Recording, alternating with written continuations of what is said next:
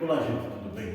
Aqui é o próprio Amador Fradista falando com vocês, que faz o personagem do Pastor Fogueira. O objetivo desse Pastor Fogueira, meus irmãos, as ovelhas de Jesus, tá? Precisa respirar também. Aqui, eu falo para você, ovelha. Vou falar até do jeito mais grosso. Para de ser besta. Para de dar seu carro na igreja. Para dar negócio de dízimo dobrado. Isso que o personagem faz é uma brincadeira. Sabemos nós que isso não é verdade. Jesus não quer sua casa. Jesus não quer seu carro. Jesus não quer nada seu. Jesus quer que você procure andar nos caminhos dele só. Esse negócio de dízimo dobrado, eu faço esse objeto aqui, isso não existe.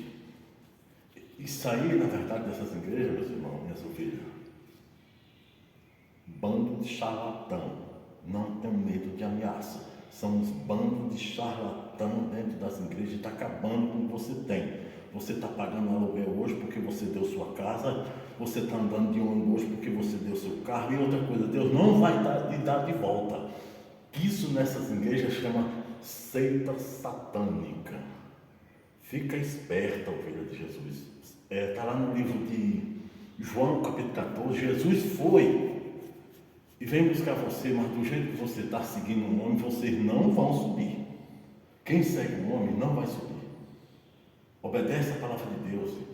Para de ser besta, bando de ovelha.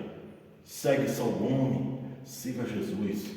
Isso é um recado do Pastor Fogueira para vocês. E eu não vou parar. Esse personagem vai continuar e vai envergonhar essas igrejas tudinho. Bando de charlatão dos infernos.